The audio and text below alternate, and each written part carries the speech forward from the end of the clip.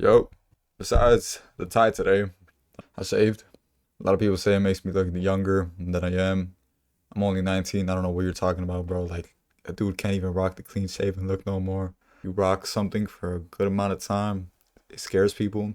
Well, what did a reset? Maybe I'll grow it back. I don't know. But Hansi Flick without Lamine Yamal is nothing. This dude told everyone halftime, just give the ball to Lamine, let him do his thing. Because first half, Lamine Yamal did not get the ball that much at all. Hansi Flick, I don't know what you're doing. I don't know what you're planning on doing. I don't know. I don't have a clue. In terms of adaptability, this dude doesn't change anything. The whole game. If something happens, it's the player's fault. I swear. This dude sometimes, I swear, he just be sitting there.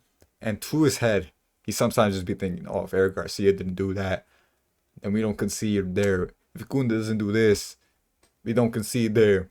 If the forwards and midfield just press this way, we don't concede there. But, bro, you can't just stick to a play style. And each time that you see the same goals are happening, the quite literal same goals are happening, not know that it's not your fault that you're not changing anything mid-game. The only change this guy probably did at halftime was, yo, give the ball to Lamine Yamal, bro. Give the ball to Lamine Yamal. Because if not, we're cooked. Lamine Yamal seriously deserves better than whatever this is, bro. Like, I wouldn't be mad if this dude just randomly put in a transfer request the way it's been going recently, bro. Because he's just caring, bro. If you see the distance between the players, it makes small connections, small little 1-2s that don't happen at all, not happen. You see all that space, and then it doesn't allow us to do 1-2s. It doesn't allow us to do quick little connections, and then it causes solo actions that just do nothing. The only solo actions that really did anything today was Lamine, and that's because Lamine's Lamine, bro. You look at Rashford try to do something, it just leads to nothing. You try to see Ferran try to do something, nothing. And then when we lose the ball, it doesn't allow us to counter press as easy as we are supposed to. Because if everyone's distanced, right? If everyone's distanced, far away from each other, how are we supposed to counter press effectively? It just lets them give us a counterattack, a quick one at that, very fast with little defenders. Because you leave probably Eric Garcia and Araujo back there by themselves while Koundé and Balde are up or something like that. I'm just trying to give you all a situation. And Frankie doesn't want to run back. Balde's jogging back. Koundé's jogging back. It's like it just leaves whoever's the center backs or whoever's just there at the back like completely messed up, bro. And they're already tired from the mental toll that the offside trap is, bro. You gotta focus, not just getting on your man, making sure that you take the ball off your man, your number 9, the wingers, whoever. But you also have to make sure that they're offside. You got to make sure that you time the offside. You got to make sure that they're offside. You got to make sure to keep the line as high as Flick wants it to be.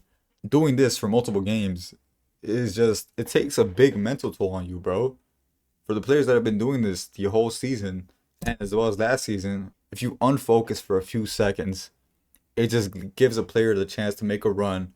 And you not going up, it gives them a free goal. All it takes is one player to just sleep for 1 second and make a player just boom. And it's a big mental toll. It's a big physical toll as well, bro.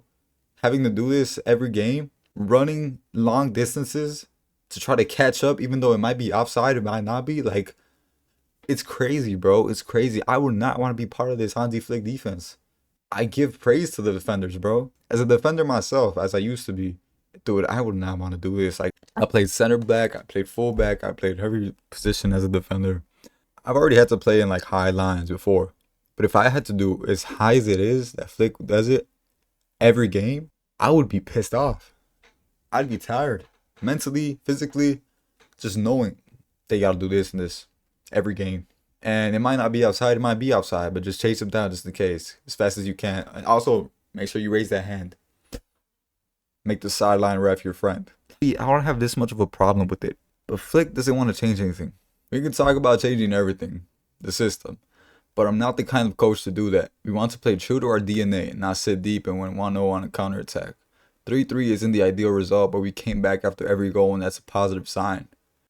I don't think this guy understands the question of whoever asked him this question.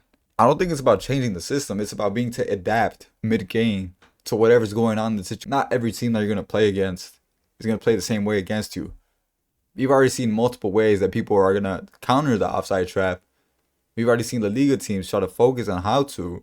If we have the number 9 behind the offside line and just make sure the winger is level, like there's multiple ways that people have already seen how to counter it. It's just about adapting to how it is mid game, and Flick just doesn't do that, bro. And no one's saying to sit deep and win 1-0 on counterattack. If you are, you're an idiot, first of all, because that is not who we are. But no one is saying that. At least I don't think so. But like, he doesn't see it. We came back after every goal, and that's a positive sign. It's because of Lamine Yamal, bro. You didn't do anything. One of the things I like about you is that you're not delusional when you admit when things aren't working, but there are no positive signs here. This is Club Brugge, man. Coming back to draw against them is nothing to be happy about. And not at all am I saying that everything is Flick's fault. Of course, the players, when you know that Lamine Yamal is doing everything for you, it's not just Flick's fault. Because anytime we try to do anything forward, it's so one-sided. It's so like one-dimensional. Because the players, they try to like do everything themselves. That's how so many times Rashford would try to do something by himself. It just wouldn't work. Balde would be right there. If Rashford would try to force something, Balde would try to rush something. Firmino would try to rush something. Ferran, yo, what? Ferran had a good. Y'all seen that ball that Ferran got by Lamine Yamal? That pissed me off the most because that's supposed to be a goal. How far Lamine was to give that crazy ball right to Ferran's feet, bro. He's gonna run Yamal into the ground because he's the only thing that can make this team compete. Pedri injured, Rafinha, Martinez gone with no replacement. That we not fit. His fault. Is this guy an idiot? Okay, so look. You have Balde right there as your left back. Jules Koundé as your right back. Eric Garcia and Araujo as your center backs. Frankie de Jong, Fermin Lopez, Marcos Allo, Rashford, and Ferran Torres. I think any big team would want to have one of those players. Would pay a lot for one of those players. And you're saying, oh, we don't have Pedri. We don't have Rafinha. You can't blame Flick because you're missing Pedri, Rafinha. And Martinez is just leaving and Lewy not fit. Yo, Lewandowski's 40 years old, bro. We still have enough quality on paper to beat Brugge without having to pray that Yamal every time. Be serious. I don't know if we can really blame him. Flick could do the most outrageous thing in the world and people would somehow still defend him and say it's not his fault. Flick needs to be able to take accountability when it's his fault, bro. But bro, I'm sitting there in class and I'm just wondering, yo, when are we going to do anything besides Lamine Yamal is trying to force something to happen? Danny Olmo came in, Lewandowski came in. What the hell did they do? We've been saying the same thing for a while now, bro. And it just pisses me off, bro. Dude, and then Szczesny almost at the end of the game. Selling, bro. Ooh, that would have been. Yo, that would have been the dagger. If Szczesny sold in that last, that would have been the dagger, yo. I would have been even more pissed off than I am right now at Flick. Not even at Szczesny. I wouldn't be too mad at Szczesny. Like, I'd probably be. But, and then we're giving randoms spotlight. We're making careers. Carlos Forbes. I haven't heard of this dude since Ajax. I remember this guy playing at Ajax. He wasn't the greatest. I remember he played at Manchester City as well. With 18 games, we gave him 2 of his goals. Actually, yeah.